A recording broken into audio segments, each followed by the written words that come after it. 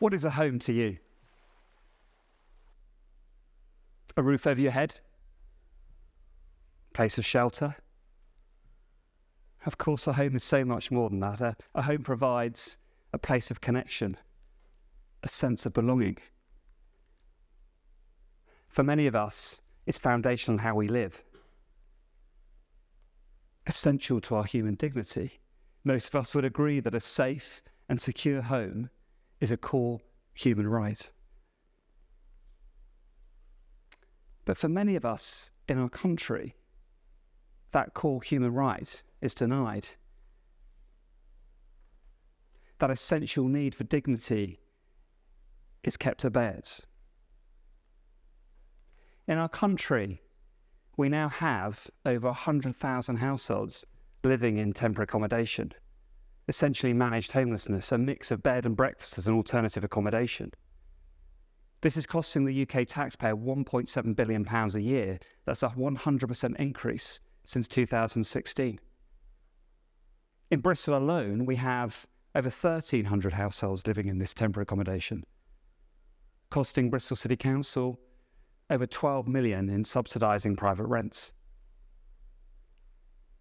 This is not to mention the fact that in Bristol we also have over 20,000 households on our wider social housing waiting lists. How do these numbers make you feel? Confused? Angry? Indifferent? Or perhaps simply not quite sure what it all means? The uncomfortable reality is that for many of us, the housing crisis is good news. Because the housing market is partly based around scarcity of supply, if you're lucky enough to be a homeowner, you're having a good housing crisis, at least in the sense that the value of your home has increased. I'm here to explain how we got here and to present to you a solution to a particular element of the housing crisis, a solution that we can all be part of and that is good news for everyone, if only we will have a sense of collective compassion and wisdom to believe that broken systems don't have to remain broken if we refuse to let them. I'm Jez Sweetland, and 5 years ago I set up the Bristol Housing Festival, a think and do tank committed to acting as a catalyst to drive innovation and change in housing. I've had the privilege of spending 5 years asking one fundamental question. Why is it so hard to build the homes that we actually need to fix this crisis? We've engaged across political, business, and the wider public, optimistically and naively believing that as a city, this is our city, and that therefore this is our housing crisis. And we need collective leadership and public buy-in to start to address it. 5 years on, I'm older, greyer, a little bit less naive, but I remain optimistic. And here's why. Surprisingly, the housing crisis is not about a lack of land or money. And whilst it's true that we need to be building more homes, what is particularly true is that we need to focus on building particular types of homes. We desperately need to build more homes with genuinely affordable rents, known as social rent housing or council housing. Now, some of you at this point may be thinking, but hang on, we're already building too many homes. Perhaps you've heard of the government's former target of 300,000 homes a year. But here's a couple of statistics to challenge that assumption. In the last decade, we've actually built 84,251 social rent homes. That's about 8,500 a year.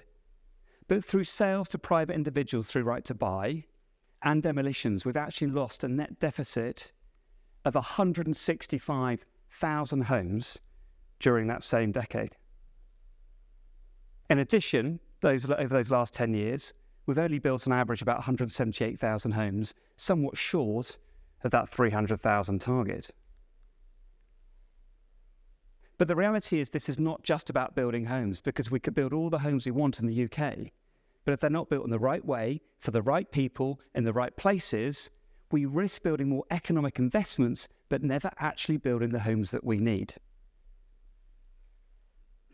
Under the current system, the UK housing model is no different to how we supply commodities like cars or electronics. the underlying drive is profit. Reference in housing is viability. House building is dependent on profit. If the house builder's expectation of profit might not be met, the building of homes is delayed. And the UK's major house builders are experts in maximising land value. Their businesses focus on land acquisition and then creating value through securing successful planning applications. If that profit can't be met, again, to protect that 20% assumption of profit, then the building of homes is delayed. Because the best way to protect profit is to limit supply. Scarcity of supply is one of the key levers to manage risk and protect profit.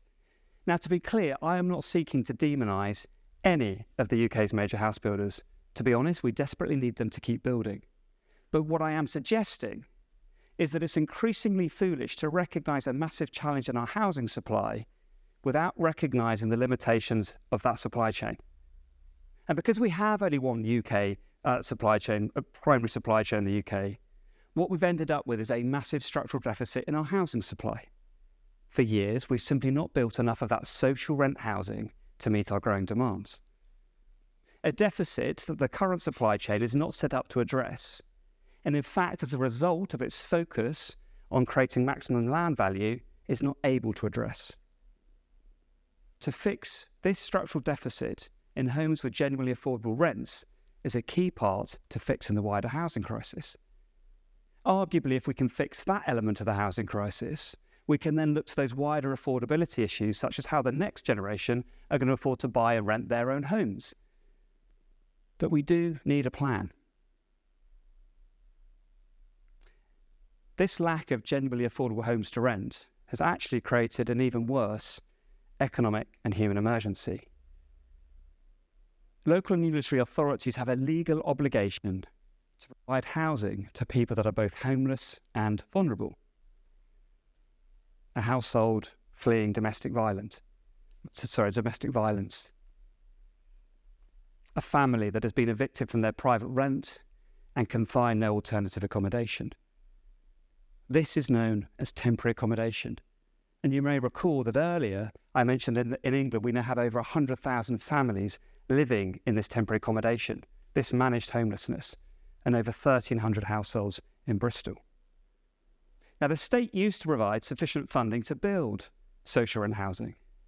But since the 80s, when we pulled the plug out of the bath, allowing sales to private individuals through right to bath, but at the same time turned off the taps, effectively reducing public subsidy to save the public purse, we simply haven't been building enough social rent housing. As a result, local authorities have to increasingly look to the private rental sector to satisfy that legal obligation to provide homes for those that are vulnerable and homeless. But placements that were intended to last for weeks now last for months, if not years, because there isn't that social rent housing to move people on and into.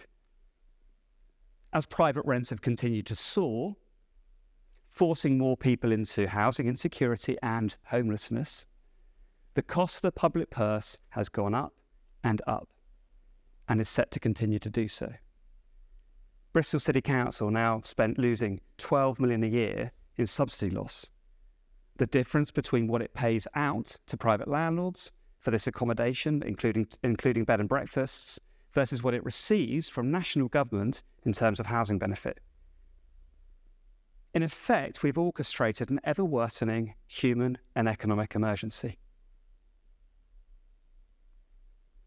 According to research commissioned by Shelter and Crisis, we need to be building about 90,000 social rent homes a year for 10 years to fix this structural deficit.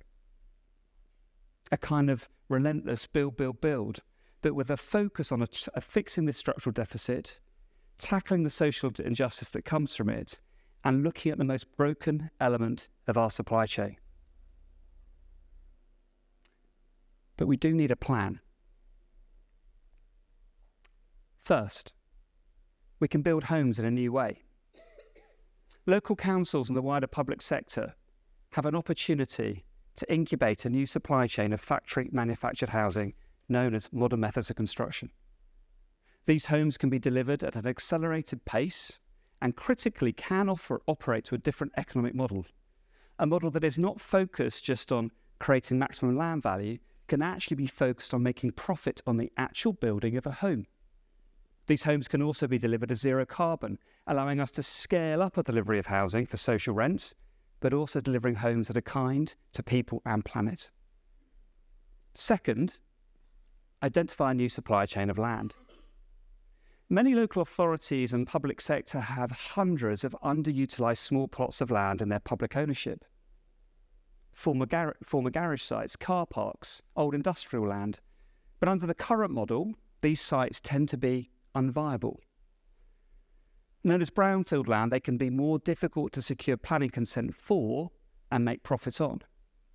But local authorities have an opportunity to look at this housing as a collective, looking at a different model of viability that looks to the opportunity of wider societal value by building this social rent housing as critical social infrastructure. We know that scarcity of supply and poor quality housing costs the NHS £1.4 billion a year.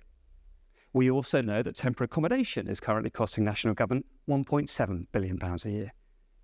But we don't currently look to the potential cost savings or that wider societal value when we think about using these sites. That has to change, and the good news is it's starting to. And arguably these smaller sites, 5 homes here, 10 homes there, are better for social integration. Gentle infill on brownfield land that we can use to not overwhelm existing communities and, crucially, protect our vital green spaces. Partner with a new supply chain of land to unlock a new supply chain of housing to unlock land hidden in plain sight. And third, fix the economics. This is one area for national and local government, if done right, where we can save billions of pounds of wasted expenditure, but also provide a much better outcome to the most vulnerable in our societies. The crisis is now so significant, and the economics is so broken, that the cost of not building these homes is too expensive. For years, successive reports have demanded of government more investment into social rent housing, most recently to the tune of £10 billion a year for 10 years. But what if that funding request is premised on the wrong model? What if instead we should use that capital to focus on incubating a new supply chain of factory manufactured homes built around a different economic model that understands that wider societal value? In the immediate term, national government does not look likely to give that $10 billion a year. And local government is often restricted in its borrowing capacity. But we are exploring now the opportunity to engage with long-term capital through pension funds. Long-term, low-yield, socially responsible investment capital where public land can be leased for the longer term to unlock billions of pounds of investment into our social rent housing. So partner with a new supply chain of factory manufactured housing that is built around a different economic model of viability that can unlock an underutilised supply chain of land, and to partner with that long-term capital to rebuild homes with genuinely affordable rents as critical social infrastructure. This is not about waiting for perfection, but having the courage to test and learn, to iterate the process to unlock innovation and system change. And this is where we are all a critical part of the solution. Whether you're having a good housing crisis or you're at the sharp end, we need to come together to talk about how we seek change.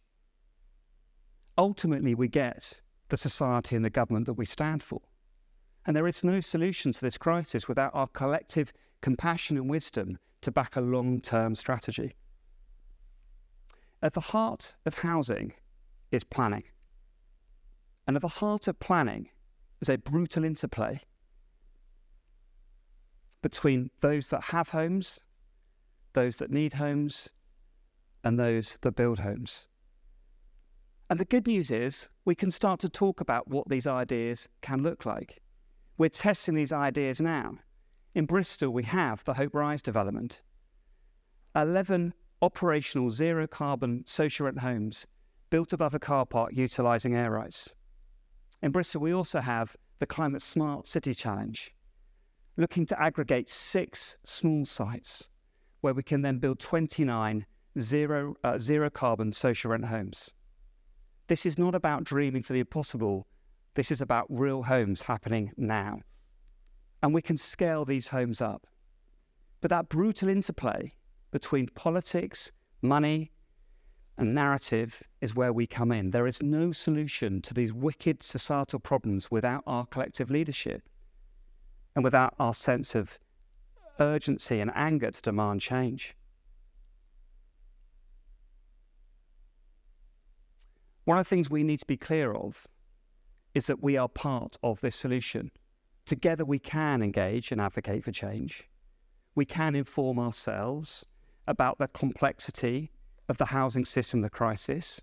We can understand and engage with our vulnerable communities about their particular housing needs. And we can engage through planning to start to understand how we can support the right narrative and the right outcomes through our housing system. Local authorities can lead a way forward, and a plan is emerging. But let's be clear that we need to be part of that advocacy and that demand for change. There is no solution to these challenges without our collective leadership, and that is why we are all a critical part of the solution. Thank you.